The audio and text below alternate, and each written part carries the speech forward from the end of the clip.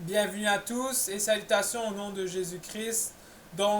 Aujourd'hui, nous allons étudier ensemble la sixième leçon de l'étude Explorons la parole de Dieu. Donc, pour rappel, dans la leçon précédente, nous avons conclu ensemble l'Ancien Testament. On a vu comment Josué avait fait entrer Israël dans la terre promise, comment il y a eu le temps des juges, le temps des rois, le royaume uni, le royaume divisé. On a vu comment Israël est allé dans la captivité également et comment il y a eu le retour à Jérusalem et la reconstruction du temple qui a mené finalement à la fin de l'Ancien Testament. Donc, entre l'Ancien Testament et le Nouveau Testament, il y a eu 400 ans de silence, 400 ans où il n'y a eu aucune manifestation de Dieu, aucun prophète qui a parlé de la part de Dieu. Et c'est de là qu'on reprend aujourd'hui. On va commencer par une introduction au Nouveau Testament. Amen. Donc, le Nouveau Testament, c'est la deuxième partie de votre Bible et c'est composé de 27 livres au total. Donc, ça commence avec la biographie de Christ, donc les évangiles. Il y a 4 évangiles. L'évangile de Matthieu, Marc, Luc et Jean, comme vous pouvez le voir ici. Également, on va voir ensemble l'histoire de l'Église dans le livre des Actes. Il y a eu également les instructions qui avaient été données à l'Église par les épîtres de Paul et les autres épîtres générales. Il y a également les prophéties sur la fin des temps et le retour de Jésus dans le livre d'Apocalypse. Donc, encore une fois, on voit ici 2 Timothée 3,16, toute écriture est inspirée de Dieu est utile pour enseigner, pour convaincre, pour corriger, pour instruire dans la justice. Également, Matthieu 5, 17 à 18, ne croyez pas, c'est Jésus qui parle ici, que je sois venu pour abolir la loi ou les prophètes. Je suis venu non pour abolir, mais pour accomplir. Car je vous le dis en vérité, tant que le ciel et la terre ne passeront point, il ne disparaîtra pas de la loi un seul iota ou un seul trait de lettre jusqu'à ce que tout soit arrivé. Amen. Donc pourquoi est-ce que nous lisons cette écriture? On voit encore une fois dans la première écriture, dans 2 Timothée 3,16, que la parole de Dieu est puissante. Amen. Et que nous devons l'utiliser comme seul moyen pour enseigner, corriger, convaincre et instruire dans la justice. Ça ne vaut pas la peine d'enseigner des doctrines qui viennent de l'intelligence humaine, mais il suffit simplement de se baser sur la parole de Dieu. Amen. Et également, Jésus nous enseigne dans Matthieu 5 qu'il est venu pour accomplir la loi. Donc le Nouveau Testament, ce n'est pas quelque chose de différent de l'Ancien Testament, dans le sens que ce n'est pas, on ne met pas de côté l'Ancien Testament pour se baser seulement sur le Nouveau Testament. Au contraire, le Nouveau Testament, c'est l'accomplissement de l'Ancien Testament. Donc, encore une fois, le Nouveau Testament est inspiré de Dieu, a été écrit par des hommes de Dieu.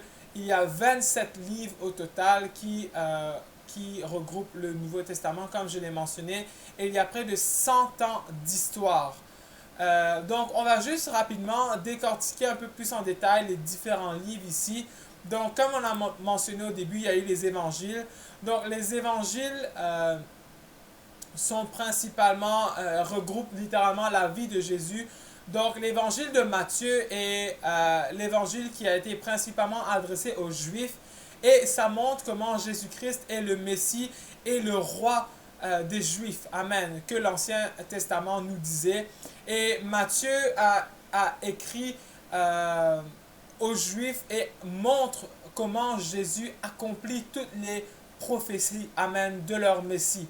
Donc, c'est quand vous allez lire le livre de Matthieu, vous allez voir comment il y a beaucoup de prophéties. Donc, Jésus va faire quelque chose parce qu'il avait été écrit. Matthieu, dans le fond, l'évangile de Matthieu a été écrit avec les Juifs en tête et adressé principalement aux Juifs pour les montrer comment Jésus est le Messie dont les Écritures mentionnaient. Le livre de Marc a été surtout écrit avec les païens en tête. Donc ça représente Jésus comme étant un serviteur qui venait répondre aux besoins du peuple et qui venait sauver le peuple de ses péchés. Donc, le livre de Marc est principalement basé sur l'autorité de Jésus, principalement parce qu'à cette époque-là, il y avait les Romains qui, euh, qui régnait, il y avait l'Empire romain, donc c'est un livre qui est beaucoup dirigé vers les Romains, vers les Grecs et tous les païens en tant que tels, parce qu'on voit comment, on voit les miracles de Jésus, on voit l'autorité surnaturelle de Jésus dans ce livre, donc c'est pour ça qu'on essaie d'attirer les païens à Dieu. Amen. Le livre de Luc, lui, présente Jésus comme le Fils de Dieu et ça tourne vraiment ça représente Jésus comme étant un humain qui a eu compassion des âmes, qui guérissait les malades, ainsi de suite. Donc, c'était vraiment principalement dirigé vers les Grecs, qui étaient attirés beaucoup par la culture, par la philosophie, par la sagesse, ainsi de suite. Donc, le livre de Matthieu était vers les Juifs, le livre de Marc principalement vers les Romains et le livre de Luc vers les Grecs. Donc, Luc présente comment Jésus était un homme, comme tout le monde, et comment il dévoile sa beauté glorieuse et sa perfection littéralement, parce que Jésus, c'était le seul être humain qui était parfait. Et on voit comment sa divinité aussi transparaît dans tout cela. Donc, le livre de Luc fait référence à la perfection de Jésus. Amen. Et le livre de Jean, on peut le voir, fait mention de la divinité de Jésus. Donc, le livre de Jean, c'est un livre qui est orienté pas vers qui n'a pas vraiment un peuple en mémoire, comme Matthieu, Marc et Luc, qui avaient respectivement les Juifs, les Romains et les Grecs en mémoire quand ils l'écrivaient, quand ces livres-là avaient été écrits. Mais Jean mentionne vraiment Jésus comme étant Dieu. On voit la divinité de Dieu, la divinité de Jésus, pardon, dans le livre de Jean. Juste quand vous lisez le livre de Jean, ça commence un peu comme le livre de la Genèse. Au commencement était la parole était avec Dieu et la parole était Dieu, la parole s'est faite chair, ainsi de suite. Donc, le livre de Jean mentionne vraiment Dieu comme étant le créateur de toutes choses. Amen. Le livre des Actes, c'est principalement l'histoire de l'Église. Donc, tout ce que, depuis la Pentecôte, comment les disciples avaient reçu le Saint-Esprit avec l'évidence de parler en langue, comment ils ont prêché la bonne nouvelle également de Jésus, pardon. Comment ils ont prêché la bonne nouvelle et la doctrine également des disciples à ce niveau-là. On va voir également le livre des épîtres de Paul, les épîtres générales aussi, qui parlent principalement de l'Église, de comment l'Église devait se conduire, des différentes doctrines également. Et le livre de la prophétie, on conclut avec le livre d'Apocalypse ici. Donc, ça c'est principalement pour décortiquer un peu le Nouveau Testament que nous allons étudier ensemble. Donc, on va voir ensemble maintenant qui est Jean-Baptiste. On a vu on a décortiqué les livres du Nouveau Testament. Maintenant, on va voir le ministère de Jean-Baptiste. Donc, Jean-Baptiste était le précurseur du Christ. Amen. Donc, c'était lui qui devait venir avant Jésus pour pouvoir préparer le chemin de Jésus. Et la naissance de Jean-Baptiste également, Jean-Baptiste est né d'Élisabeth, qui était mariée au sacrificateur Zacharie. Donc, l'ange Gabriel est apparu à Zacharie alors qu'il lui rendait service, qu'il était dans le temple. Et c'était la première fois, après 400 ans de silence, que Dieu s'est manifesté et qu'un ange a apparu à Zacharie en disant que sa femme, qui était stérile, allait enfanter malgré sa vieillesse. Donc, elle a enfanté Jean-Baptiste. Et Jean-Baptiste était quelqu'un qui avait été oint par Dieu depuis le ventre de sa mère pour pouvoir prêcher la venue de Jésus. Donc, on voit les différents versets qui parlent de lui. Donc, Ésaïe 43, une voix crie, préparez au désert le chemin de l'Éternel, aplanissez dans les lieux arides une route pour notre Dieu.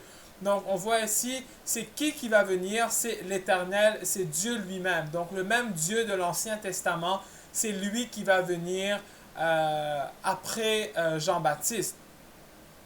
Donc, il fallait préparer un chemin pour lui.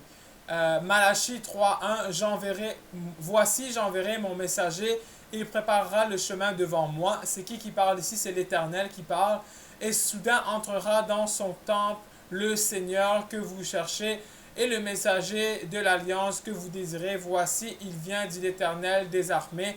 Donc, quand Dieu dit il vient, il parle littéralement de lui-même parce qu'il parle de ce messager, de ce Seigneur qui va venir pour faire l'alliance. Amen.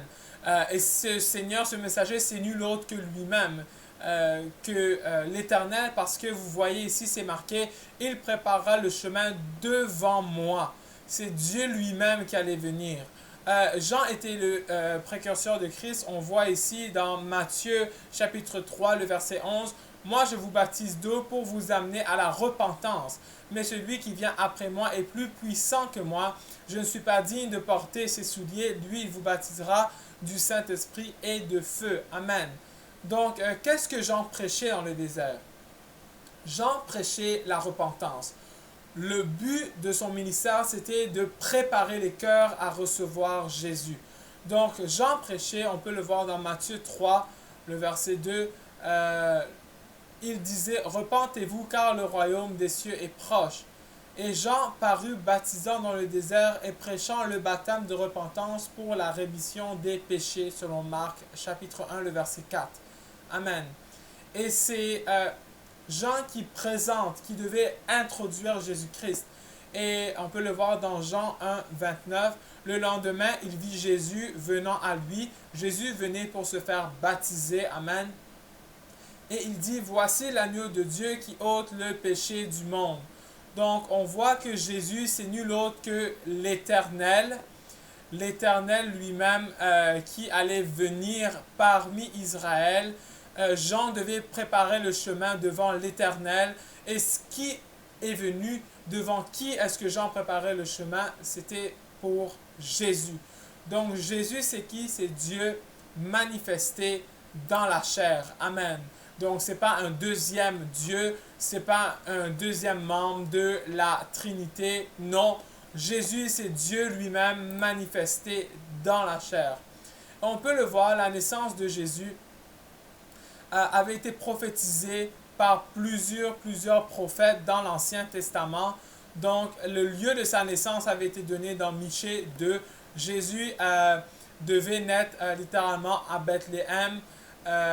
Il est né littéralement dans une mangeoire, il est né de façon très humble. Jésus n'est pas venu dans une gloire, au contraire, il s'était revêtu. La gloire de Dieu était cachée à l'intérieur. Jésus devait naître d'une vierge selon Ésaïe 7 au verset 14 et Ésaïe 9, 6. On va voir également que toute domination va lui être donnée. Donc, vous pouvez lire dans Luc 2 comment Jésus est né à Bethléem. Par après, il est allé à Jérusalem. Je veux dire, quand il était de retour de l'Égypte, parce que Jésus également est parti en Égypte. Il a une partie de son enfance en Égypte parce que Hérode voulait tuer l'enfant. Donc, Dieu a apparu à Joseph, le père de Jésus, dans un rêve pour lui dire « Va en Égypte » et littéralement, Joseph a obéi et allé en Égypte pour un certain nombre de temps pour accomplir les prophéties encore une fois. Donc Jésus est né à Bethléem, il a grandi à Jérusalem, mais pour un certain temps il est parti en Égypte également. Et on voit ici la raison de la venue de Jésus. Jésus c'est qui? C'est Dieu manifesté dans la chair. Pourquoi est-ce que Dieu est venu dans la chair? C'est pour pouvoir sauver son peuple de ses péchés. Donc, quand l'ange Gabriel est venu annoncer à Marie qu'elle allait être enceinte, l'ange Gabriel lui a dit littéralement de l'appeler Jésus car il sauvera son peuple de ses péchés. Amen. Donc, on va passer à la prochaine diapo qui montre toutes les prophéties au sujet de Jésus. Donc, vous pouvez prendre le temps de le lire. Je vais vous montrer comment lire cette diapo. Donc, à gauche de l'écran ici, on voit prophétie de l'Ancien Testament. À droite de l'écran, on voit accompli dans le Nouveau Testament. Donc, comment lire cela? Donc, la prophétie est donnée dans l'Ancien Testament, Genèse 3,15, la postérité d'une femme. Donc, Jésus allait naître de la postérité d'une femme. C'était une femme qui allait enfanter Jésus sans l'aide d'un homme. Donc, sans avoir besoin d'une semence masculine, la femme allait tomber enceinte d'elle-même. Et on peut le voir dans Matthieu 1, 20, que la prophétie est accomplie. Il allait naître d'une vierge. On peut le voir dans Ésaïe 7, 14, ainsi de suite. Matthieu 1, 18. Donc, vous pouvez continuer à lire cette liste de la même façon pour pouvoir confirmer toutes les prophéties au sujet de Jésus. Également, comment ces prophéties-là ont été accomplies dans le Nouveau Testament. Amen. Donc, rapidement, les prophéties. Jésus venait de la tribu de Juda. Jésus allait naître à Bethléem. Jésus allait recevoir des présents. Hérode allait vouloir tuer les enfants. Jésus s'appellera Emmanuel. Il allait être précédé d'un messager qui était Jean-Baptiste. Jésus allait faire des miracles. Il allait entrer à Jérusalem sur un ânon de façon triomphale. Il allait ressusciter d'entre les morts. Il allait remonter au ciel par l'ascension. Il allait être trahi par un ami. Il va être vendu pour 30 pièces d'argent. Cet argent-là va être lancé dans la maison de Dieu.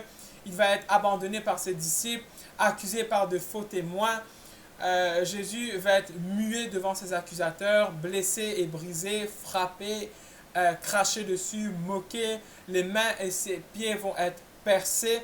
Il va être crucifié avec des voleurs. Ses vêtements vont être partagés et tirés au sort. Il va avoir un dernier cri d'abandon. Ses os ne vont pas être brisés. On va le percer sur son côté. Également, il y aura des ténèbres sur la terre au moment de sa mort et il va être enseveli dans le sépulcre d'un homme riche. Donc tout cela nous montre les différentes prophéties au sujet de Jésus-Christ. Donc, et vous pouvez également voir ici sur l'écran, ça c'est juste pour la connaissance, la probabilité que toutes ces prophéties, que tous ces attributs soient littéralement appliqués puissent se voir dans la vie d'un seul être humain sont de 1 sur 10 exposant 17. C'est un très gros chiffre, je ne sais même pas comment le prononcer. J'ai essayé d'aller le chercher sur Internet et c'est gros, c'est très gros. Vous pouvez, ça c'est juste pour savoir. Mais littéralement, on voit comment Jésus n'est pas un homme ordinaire. C'est Dieu manifesté dans la chair. Maintenant, je suis au courant qu'il y a différentes doctrines, différentes croyances par rapport à qui est Jésus, mais je vous enseigne ce que la Bible dit. Et on va passer à la prochaine diapo qui nous montre comment il y a un seul Dieu. Il y a différentes doctrines, comme je dis. Il y a une doctrine qui s'appelle la doctrine de la Trinité, qui fait référence à 3 personnes, et ces 3 personnes forment un seul Dieu, littéralement un Dieu en 3 personnes, le Père, le Fils et le Saint-Esprit. Cette doctrine-là nous montre également que le Père n'est pas le Fils n'est pas le Père, le Fils n'est pas le Saint-Esprit n'est pas le Fils et le Père n'est pas le Saint-Esprit. Donc, je ne sais pas si vous avez pu faire le lien avec tout ça, mais la Bible n'enseigne pas cette doctrine. La Bible enseigne qu'il y a un seul Dieu. En tant que chrétiens, nous devons croire dans l'unicité de Dieu. Un seul Dieu manifesté dans la chair en Jésus-Christ. Amen. Donc, la différence entre les deux doctrines, la doctrine de l'unicité montre un Dieu qui opère de différentes façons. Quand il a opéré dans la création, il était le Père. Quand il a opéré dans la rédemption, il est le Fils. Et quand il a opéré dans Dieu en action, Dieu dans la régénération, c'est le Saint-Esprit. Amen. Donc, un seul Dieu qui opère différemment et qui a différents titres. Et ce Dieu-là, c'est Jésus. On a eu la révélation de qui est Jésus. Donc, vous pouvez voir ici la roue qui est disposée à l'écran. Cette charte-là ici nous montre comment Dieu est celui qui vient, par exemple, et Jésus a dit qu'il est celui qui vient. Dieu est le créateur et Jésus a dit qu'il a tout créé. Donc, si Dieu est le créateur, si le Père est le créateur, comment se fait-il que, par exemple, dans le livre de Colossiens au chapitre 1, on voit que c'est Jésus qui a tout créé? Vous voyez, donc, pourquoi cela? C'est parce que Jésus, c'est Dieu manifesté dans la chair. C'est le même être. C'est juste que cette fois-ci, il a pris un corps et il est venu dans ce corps. Amen. Jésus est le Rédempteur et le Sauveur. Dieu est notre Rédempteur et Sauveur. Jésus est le berger. Dieu est notre berger. Par exemple, David a dit, l'Éternel est mon berger, je ne manquerai de rien. Et Jésus dit qu'il est également le berger. Donc, on peut pas avoir, c'est pas différents bergers, c'est le même. C'est le même, c'est juste montré de façon différente. C'est la même personne, mais c'est le même Dieu. Mais au lieu qu'il soit en esprit, il est en personne avec nous sur la terre, en Jésus-Christ. Jésus est le roi, Dieu est le roi. Jésus est le je suis.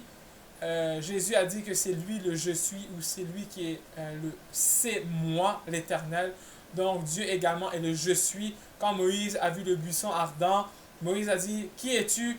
Et c'est quoi le nom que je vais devoir dire au peuple d'Israël? Et Dieu a dit, tu diras, je suis. Donc, je suis celui qui suis ou celui qui est. Jésus est également le premier et le dernier. On peut le voir que Dieu est le premier et le dernier. Vous voyez ici les références bibliques. Vous pouvez également aller le lire. Je vous encourage fortement à faire le parallèle des deux. Donc, allez lire dans Apocalypse 1, 17. Allez lire dans Ésaïe 41, 4. Ça va vous aider, ça va vous être grandement utile. Jésus est le rocher et Jésus est celui qui vient. Et même chose, Dieu est le rocher et Dieu est celui qui vient. Donc, il n'y a pas de Trinité dans la Bible. Il n'y a une seule doctrine, c'est un seul Dieu dans la Bible. Le plus grand commandement, c'est écoute Israël, l'Éternel, notre Dieu est le seul éternel, et tu serviras l'Éternel, ton Dieu, de tout ton cœur, de toute ton âme, de toute ta pensée, de toute ta force. Amen. Donc, il y a un seul Dieu. Et on peut voir les versets ici, Colossiens 2, 8 à 9, qui expliquent comment la puissance de Dieu a été manifestée en Jésus-Christ. Donc, la Bible dit, prenez garde que personne ne fasse de vous sa proie par la philosophie et par une vaine tromperie, s'appuyant sur la tradition des hommes, sur les rudiments du monde et non sur Christ. Amen. Car en lui, on parle ici de Jésus, habite corporellement toute la plénitude de la divinité. Car en Jésus habite corporellement toute la plénitude de la divinité. Et vous voyez dans ce verset, il y a une redondance, parce que le verset 9 ici de Colossiens aurait pu simplement dire « Car en lui habite corporellement la divinité ».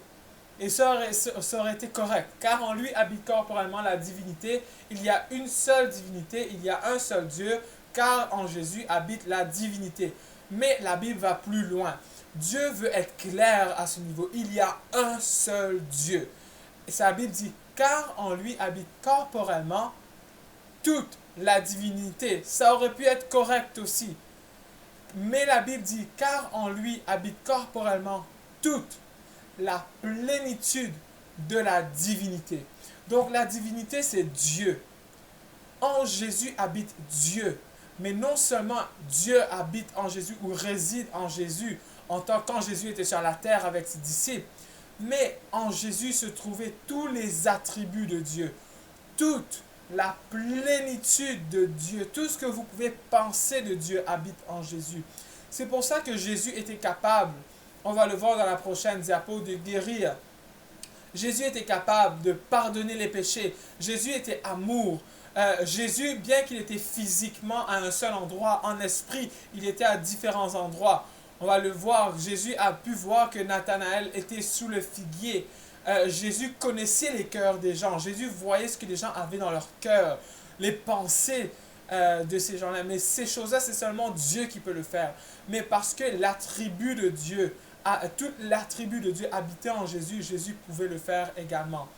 Quand Jésus était sur terre, ça ne veut pas dire que la terre s'est vidée de Dieu et que tout Dieu était dans un corps. Non. Qu'est-ce que ça veut dire? Toute la divinité habitait en Jésus. Ça veut dire que tous les attributs de Dieu se retrouvaient en Jésus. Par exemple, Dieu est saint. Dieu n'a jamais péché. Jésus est saint. Jésus n'a jamais péché. Dieu est amour. Jésus est amour. Seulement Dieu peut pardonner les péchés. Seulement Jésus pouvait pardonner les péchés, ainsi de suite. Donc, tout ce que vous pensez de Dieu, c'est en Jésus. Et on voit ici cette roue, ça nous montre. Jésus est celui qui vient, Dieu est celui qui vient, ainsi de suite. Donc, tous les attributs de Dieu se trouvent en Jésus. Un autre verset, 1 Timothée 3,16. Et sans contredit, le mystère de la piété est grand. Dieu a été manifesté en chair, justifié par l'Esprit, vu des anges, prêché aux gentils, cru dans le monde et élevé dans la gloire. Amen. Donc, il y a plusieurs personnes qui prennent ce verset et le lisent comme suit. Ils le lisent et sans contredit, le mystère de la Trinité est grand, mais ce n'est pas vrai. La Bible dit clairement le mystère de la piété. La piété, c'est quoi? C'est ce qui est pieux, ce qui a attrait à Dieu. Amen. Et quand la Bible dit le mystère, ça c'est une mauvaise traduction de l'hébreu. C'est parce qu'il n'y a pas le mot équivalent à l'époque que la Bible était traduite. Ils l'ont traduit comme mystère. Mais le mot mystère ici ne veut pas dire un mystère. Mais le mot mystère ici voudrait dire plutôt un mystère qui est révélé. Donc, le mot mystère veut dire ce qui vous a été montré, ce qui vous a été révélé. Donc, et sans contredit, la révélation de la piété est grande. Et c'est quoi? Parce qu'on vous donne tout de suite ce mystère, on vous donne tout de suite cette révélation. Dieu a été manifesté en chair. Donc, il n'y a pas de quelque chose qui est inconnu. Il n'y a pas de mystère en tant que tel, comme le mot français le dit. C'est au contraire, c'est une révélation que le verset nous donne. Le verset nous dit, et sans contredit, le mystère de la piété est grand. Mais si c'était vraiment un mystère, pourquoi est-ce qu'il nous donne la réponse? Vous voyez, donc c'est vraiment une erreur de l'hébreu. Et allez voir par vous-même dans l'hébreu. Vous allez voir, ce mot-là voudrait plutôt dire la révélation. Sans contredit, le mystère de la piété est grand. Dieu c'est quoi? Dieu c'est l'Esprit. Dieu c'est l'Éternel. Un seul Dieu assis sur le trône. Amen. Un seul Dieu qui règne. Un seul Dieu qui a tout créé. Il y a un seul Dieu. Amen. Dans le ciel, quand vous allez mourir, il y aura un seul Dieu sur le trône. Ce Dieu-là a été manifesté en chair. Je ne sais pas comment l'expliquer plus que ça. Il y a un seul Dieu qui a été manifesté en chair, justifié par l'Esprit, vu des anges. Pour la première fois, les anges ont vu Dieu, parce que Dieu est un esprit. Quand Dieu est dans le ciel, quand Dieu est sur son trône, les anges savent qu'il y a un Dieu sur ce trône, mais ne le voient pas, parce que Dieu est un esprit est invisible. Vous sentez la présence de Dieu, mais vous ne le voyez pas. Et la différence, c'est que Dieu est un esprit, Dieu est pur.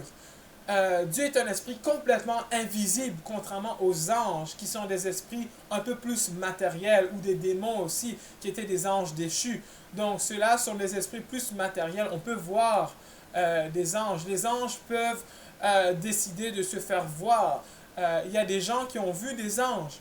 Dans l'Ancien Testament, Élisée a vu des anges. Son serviteur a vu des anges. Dans le Nouveau Testament, Marie a vu un ange. Amen. Zacharie a vu un ange.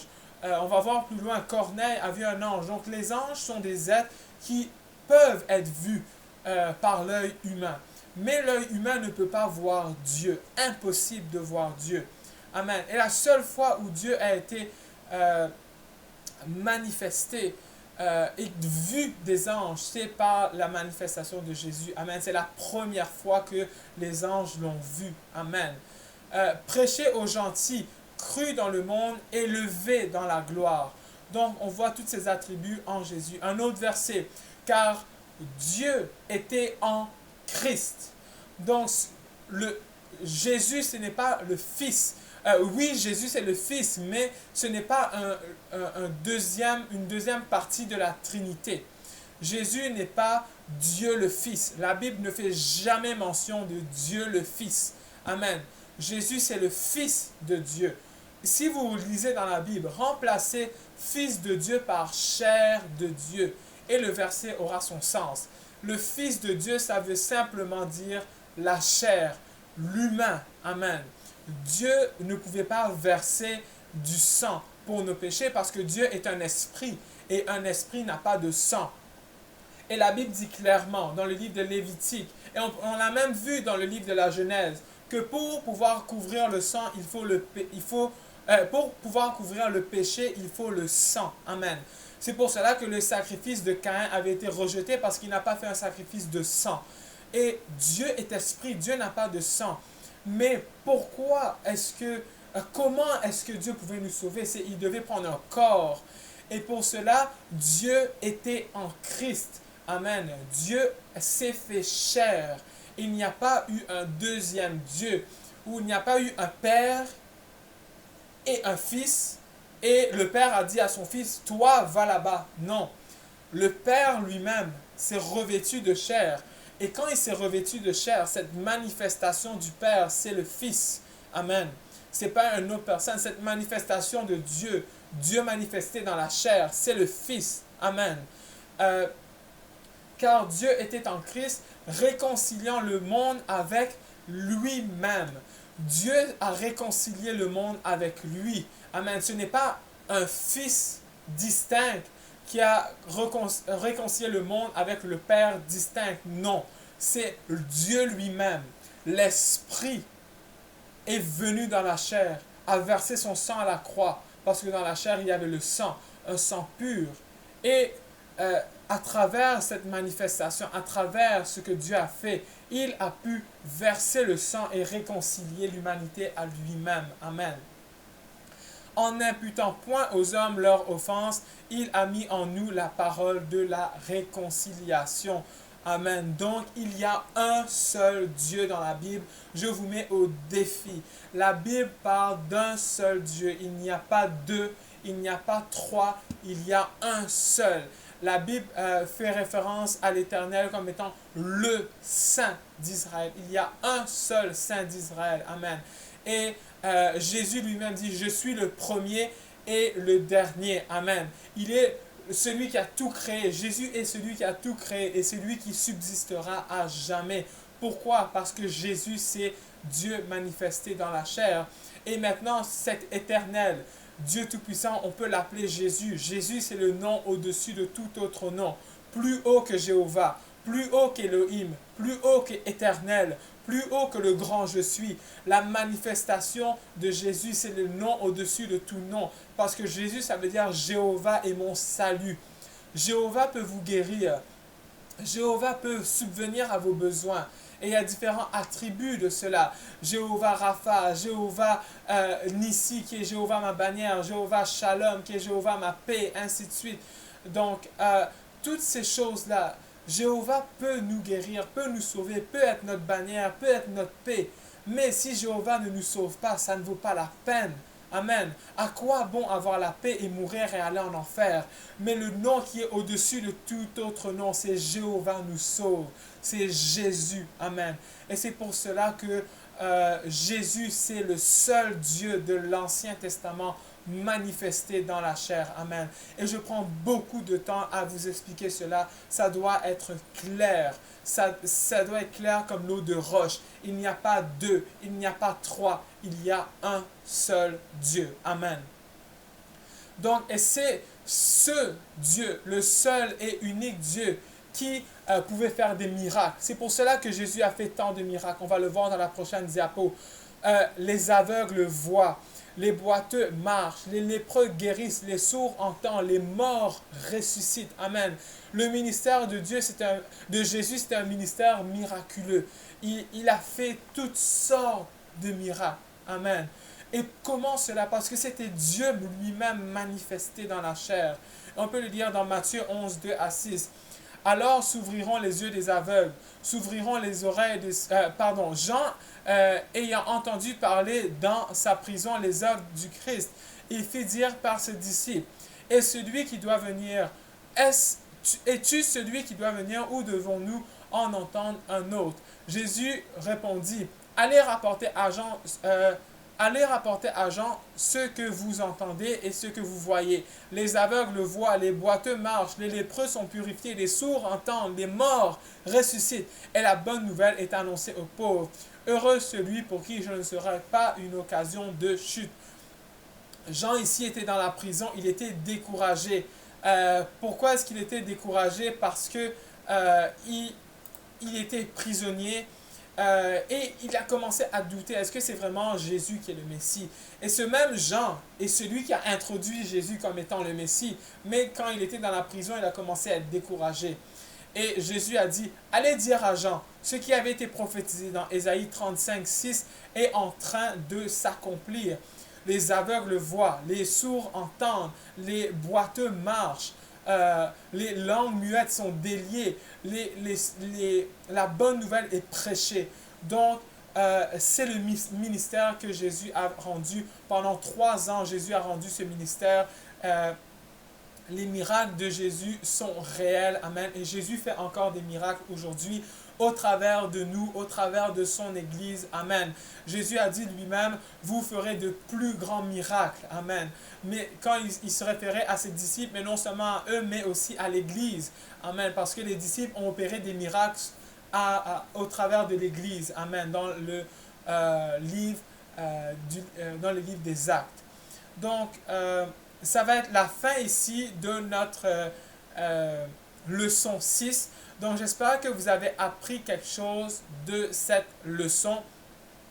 Donc, dans la prochaine leçon, on va continuer le ministère de Jésus. On va voir comment Jésus nous enseigne la nouvelle naissance. On va également voir les paraboles que Jésus nous a enseignées. Et on va voir le chemin du calvaire. On va voir comment Jésus a été crucifié, comment il est mort d'une mort atroce. Amen. Mais il a fait tout cela par amour pour nous sauver de nos péchés.